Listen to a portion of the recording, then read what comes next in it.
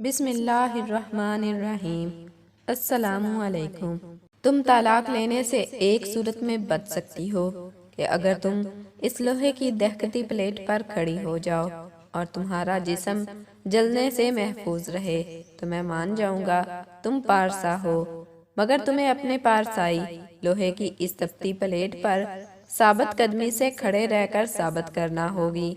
راجہ کیسر داڑھا تھا جبکہ اس کے سامنے چند دن کی بیٹی کو چھاتی سے لگائے کھڑی ہنا رو رہی تھی۔ پاس کھڑی اس کی ساس نے سہمے ہوئے لہجے میں کہا تھا، کیسر بیٹا، اس دہکتے ہوئے لوہے پر آپ اس گناہوں سے پاک چند دن کی بچی کو رکھو گے تو وہ بھی جل جائے گی۔ آج میڈیکل سائنس نے بہت ترقی کر لی، تم کو قسم قرآن یا زبان پر اعتماد نہیں رہا تو تم میڈیکل طریقے سے بھی تصدیق کروا لو۔ ابھی اس کی بات مکمل نہیں ہوئی تھی کہ راجہ کیسر نے دھاڑ کر کہا تھا، ٹھیک ہے، اگر ہنا اس طرح اپنی صفائی پیش نہیں کر سکتی تو میں اسے طلاق دے دیتا ہوں۔ آپ خود ترقی والی میڈیکل سائنس سے اس کے کردار کی تصدیق کرواتی رہنا۔ اپنے شوہر کی بات سن کر ہنا نے اپنی بے بس لاچار ماں کے چہرے پر نظر ڈالی اور اپنی بیٹی ماں کے سپرد کر کے ننگے پیر لوہے کی پلیٹ پر چڑھ گئی۔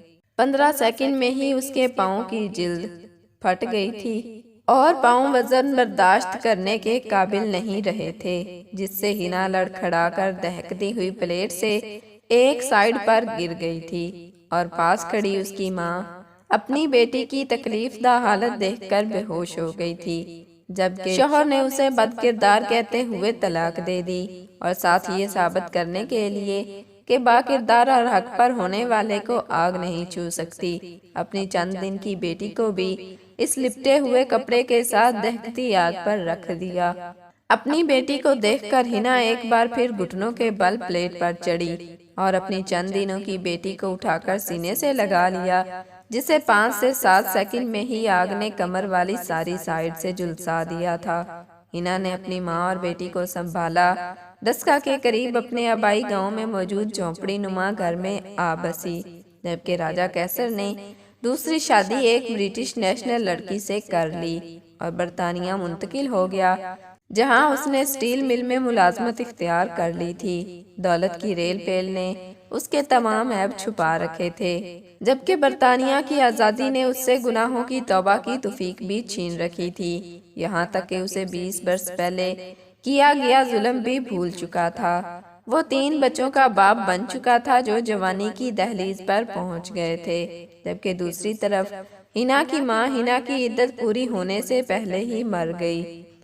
لاکھ کوششوں کے بعد کوئی شخص ہنا سے دوسری شادی کے لیے تیار نہ تھا۔ اس نے اپنا اور بیٹی کا پیٹ پالنے کی خاطر لوگوں کے گھروں میں کام شروع کر دیا، مگر درندے نما مردوں کے اس معاشرے میں ایک اکیلی عورت کہاں رزق کما سکتی ہے، اور دوسرے تیسرے مہینے اسے اپنی عزت یا نوکری میں سے ایک چیز کا انتخاب کرنا پڑتا، اور وہ عزت بچا لیتی تو نوکری چھوڑ دیتی۔ جیسے تیسے کر کے اس نے بیٹی کا پیٹ تو پال لیا، مگر اس کی تعلیم کا بندوبست نہ کر سکی، اور اپنے حالات کو دیکھتے ہوئے اس نے ایک غریب اور شریف شخص اجمل سے اپنی بیٹی بیاہ دی۔ دنیاوی تعلیم نہ ہونے کے باوجود ہنا کی بیٹی انتہائی خوش اخلاق، خوبصورت اور سلجھی ہوئی تھی، گھر گرہستی کو اچھی طرح سمجھتی تھی، مگر اس کی کمر پر وہ داغ موجود تھا جو اس کے باپ نے پارسا ثابت کرنے کے لیے اس دہکتی پلیٹ پر رکھ کر جھلسا دیا تھا۔ جھلس جانے کی وجہ سے پچھلی پوری سائیڈ پر داغ بن گیا۔ اس داغ نے ہنا کی بیٹی کی زندگی میں ایک نیا داغ لگا دیا تھا جسے ہنا نہیں سہ پائی تھی۔ راجہ کیسر برطانیہ میں ایک سٹیل مل میں کوالٹی اینڈ کنٹرول کا ہیڈ آف ڈپارٹمنٹ تھا۔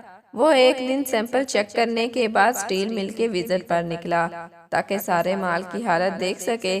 اسی دوران اس کا پاؤں پھسلا اور وہ تیار ہو کر نکلے ہوئے تازہ گرم سٹیل پر منہ کے بل جا گرا، جس سے اس کا چہرہ، پیٹ اور سامنے والا حصہ جھلس گیا۔ سٹیل مل والوں نے اسے گولڈن ہینڈ شیک کی پالیسی کے تحت فارغ کر دیا۔ علاج معالجے کے بعد وہ صحت مند ہو گیا، مگر جھلس جانے کی وجہ سے اس کے چہرے پر لگے ہوئے داغ انتہائی بھدے معلوم ہونے لگے۔ مغربی ماحول میں پڑی بڑی اس کی سگی اولاد اس سے نالاں رہنے لگی، دوسری طرف انویسٹمنٹ کرنے کے نام پر اس کی بیوی نے اس کی ساری دولت ہتھیانے کے بعد اس سے طلاق لے لی، بلکہ اسے خود کے لیے سیکیورٹی رسک قرار دے کر اپنی سپانسرشپ واپس لے لی اور اسے پاکستان بھجوا دیا تھا۔ اچانک سے اولاد، بیوی، ملازمت، ملک، عیاشی اور دولت چھن جانے پر وہ بہت حد تک ذہنی مریض بن گیا تھا۔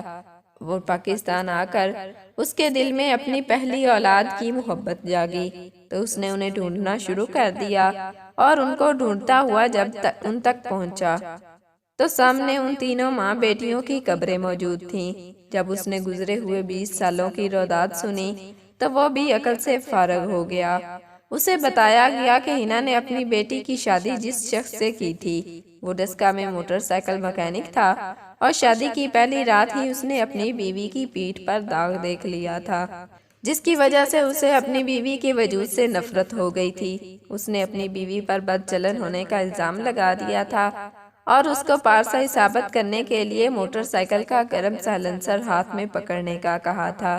بصورت دیگر طلاق دینے کی دھمکی دے دی تھی۔ ہنا نے بیٹی کی طلاق لے لی اور کہا، مجھے بیٹی پر بدچلن ہونے کا الزام قبول ہے، مگر اس گرم لوہے کو چھو کر میری بیٹی اپنی پارسائی کا ثبوت ہرگز نہیں دے گی۔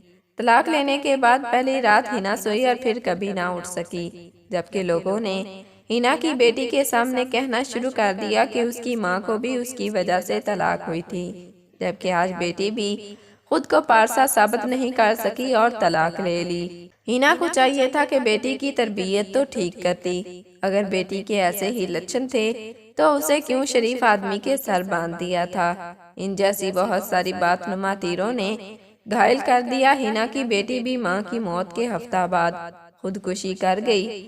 راجہ قیصر اپنی بیٹی کی آزمائش اور اپنے گناہ کی سزا بیٹی کو ملتی سن کر اپنے ہوش گنوا بیٹھا، اور زیادہ تر وقت قبرستان میں بیٹھا اپنی بیٹی کی قبر کو صاف کرتا رہتا اور کہتا کہ پارساؤں کو بھی آگ جلا دیتی ہے، اور ظالم کتنا ہی طاقتور کیوں نہ ہو، قدرت اسے ضرور سزا دیتی ہے۔ جزاک اللہ۔